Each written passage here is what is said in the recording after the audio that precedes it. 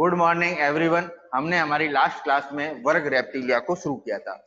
देखिए, वर्ग रेप्टिलिया के जो सामान्य कैरेक्टर थे हमने उनमें चर्चा की थी। हमने कहा था ये सरीसृप वर्ग है और ये ऐसे जंतु है जो पूर्ण रूप से स्थलीय होते हैं। और इसके बाद हमने ये चर्चा की थी कि रेप्टिलिया को 4 उपवर्गों में विभाजित किया गया है, 4 सब क्लास में विभाजित किया गया है।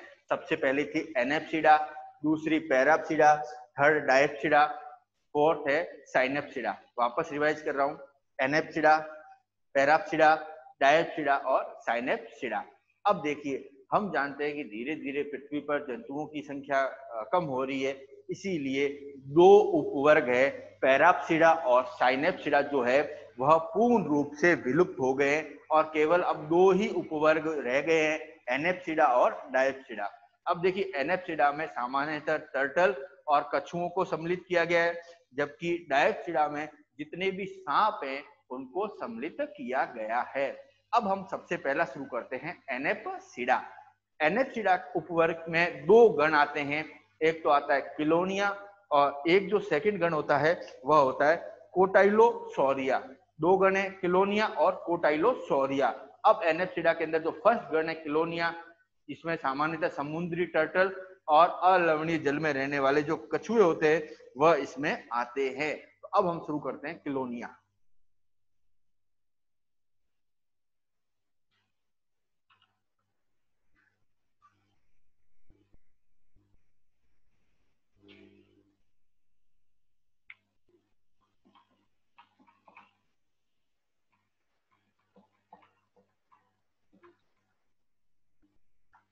इस गण में समुद्री टर्टल एवं अलवणीय कछुओं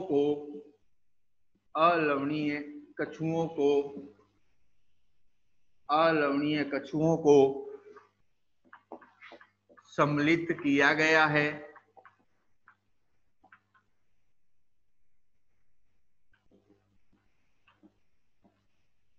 अब देखिए, अलवणीय तो कछुए हैं और दूसरे कौन से हैं, समुद्री टर्टल को सम्मिलित किया गया है। अब इनकी विशेषता क्या होती है, इनकी जो देह होती है वह चौड़ी अंडाकार होती है और इस पर एक ढाल रूपी कवच क्या होती है, उपस्थित होता है। तो नेक्स्ट क्या है, इनकी देह चौड़ी अंडाकार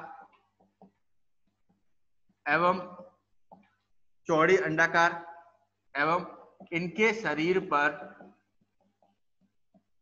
एक ढाल रूपी कवच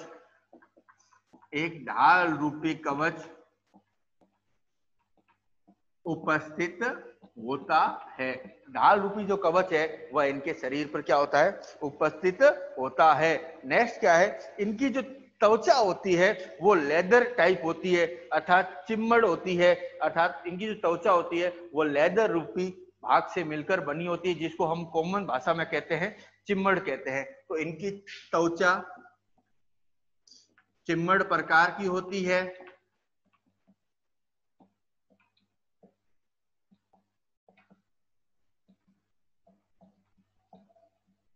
अब नेक्स्ट जो मेन पॉइंट है कि इनमें दांतों का अभाव होता है, अर्थात जो दांत होते हैं वह क्या है, इनमें अनुपस्थित है। लेकिन अनुश्रृंगी प्लेट क्या होते हैं, इनमें उपस्थित होते हैं। तो नेक्स्ट क्या है, इनमें दांतों का अभाव होता है, लेकिन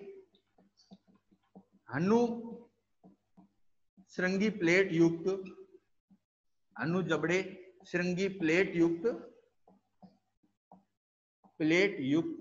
होते हैं।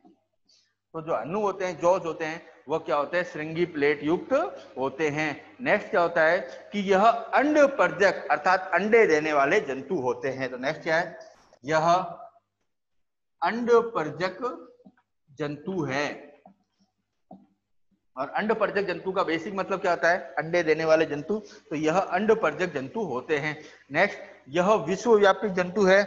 कुछ देश है जहां यह नहीं पाए जाते, लेकिन जैसे न्यूजीलैंड और कुछ देश है जिनमें ये नहीं पाए जाते, बाकी ये हर जगह पाए जाते हैं और इनकी लगभग 400 प्रजातियां जो है वह वर्तमान में जीवित है। और इस जो गण है उसमें सामान्यतः टर्टल कह सकते हैं, दूसरा क्लोन है या अलग अलग प्रकार के जंतु है वह इसमें क्या होते हैं, पाए जाते हैं। तो इसकी वर्तमान में 400 प्रजातियां जो है वह जीवित है। अब हम एक एक एग्जांपल लेते हैं इन्हीं गण से संबंधित।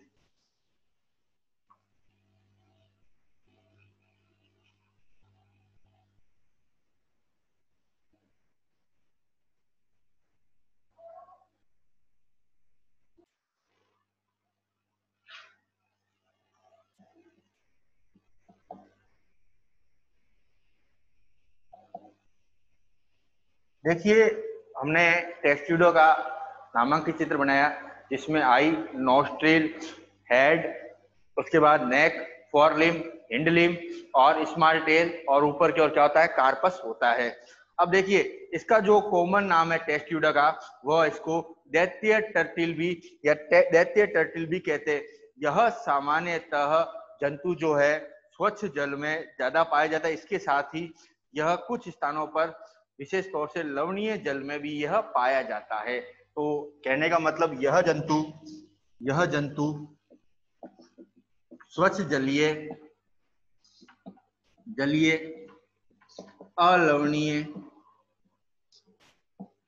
स्वच्छ जलीय एवं लवणीय प्राणी है, क्योंकि यह सामान्यतः इसकी कुछ प्रजातियां ऐसी होती है जो स्वच्छ जल में रहती है, जबकि इसकी कुछ प्रजातियां ऐसी होती है जो अलवणीय जल में पाई जाती है। इसको सामान्य भाषा में दैत्य टर्टिल भी कहते हैं, अर्थात दैत्य टर्टिल भी इसको कहते हैं। तो इसका जो सामान्य नाम होता है वह दैत्य टर्टिल भी इसको सामान्य नाम है, इसको कहते हैं। इसका शरीर अस्थिल कवच द्वारा, इसका जो शरीर होता है वह अस्थिल कवच द्वारा, अर्थात ये शरीर जो भी है वो पूरा एक अस्थियों से बना हुआ एक कवच होता है, उसके द्वारा क्या होता है, ढका रहता है। तो इनका नेक्स्ट विशेषता क्या है, इनका शरीर अस्थिल कवच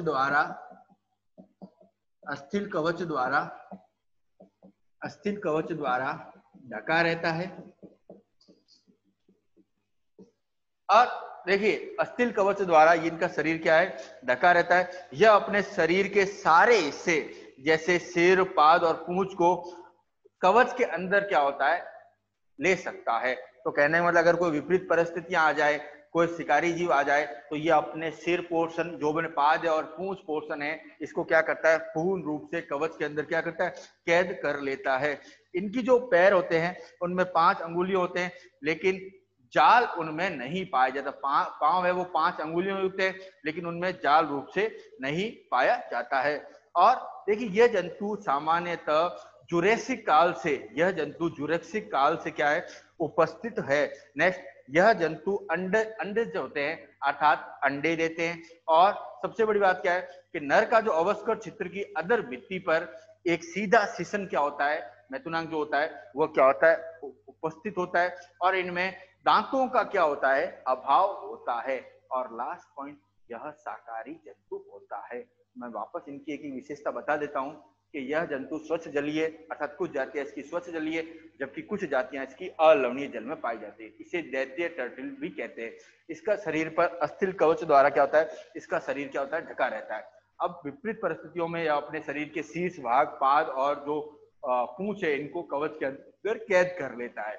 नेक्स्ट, इसमें 5 अंगुलियां युक्त इसका पाद होता है, जिसपे विशेष कोई जाल नहीं पाया जाता। नेक्स्ट, ये शाकाहारी जंतु होता है और अंडे देने वाला ये जंतु होता है। तो अभी हमने जो सबसे पहला जो एग्जाम्पल था टेस्ट्यूडो को पढ़ा। अब हम अपना सेकंड एग्जाम्पल लेते हैं।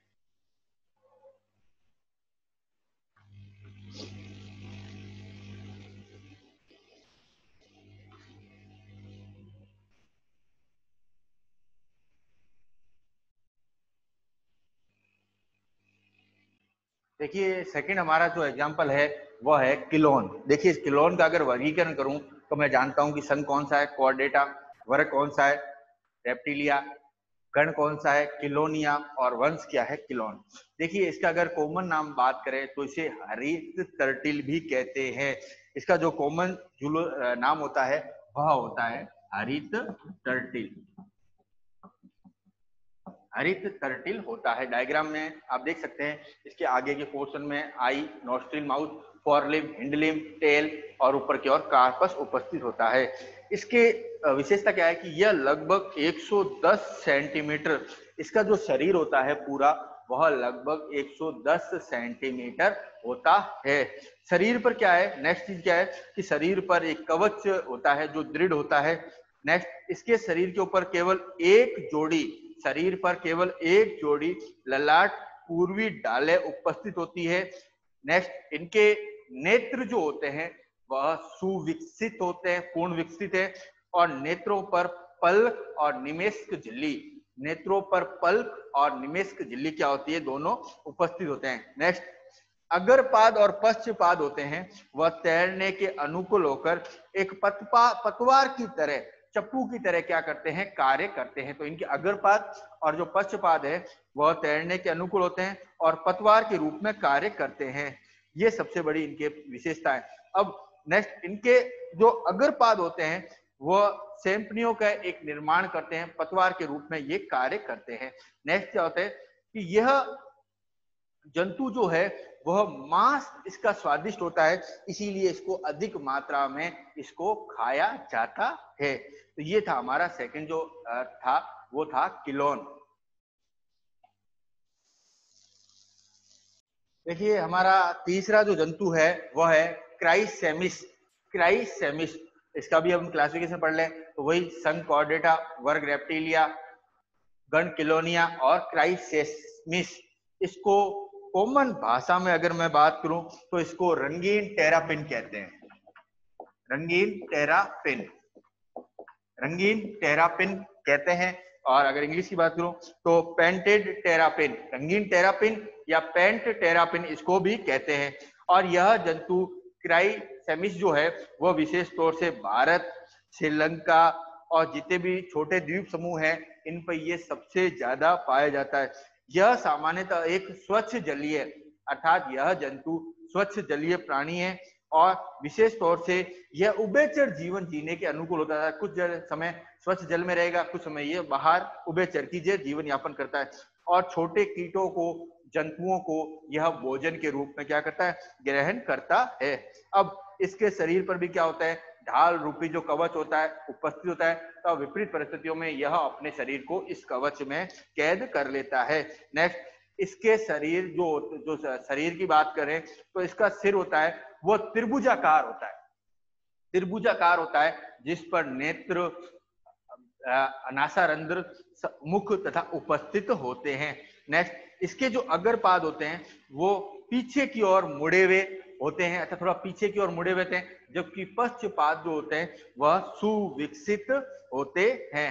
नेक्स्ट, यह भी क्या है, अंडज जंतु है। तो आज हमने गण किलोनिया के 3 एग्जाम्पल को पढ़ा, 3 उदाहरण को पढ़ा। अब जो हमारी नेक्स्ट क्लास होगी हम उसमें इससे आगे के टॉपिक पर चर्चा करेंगे। धन्यवाद।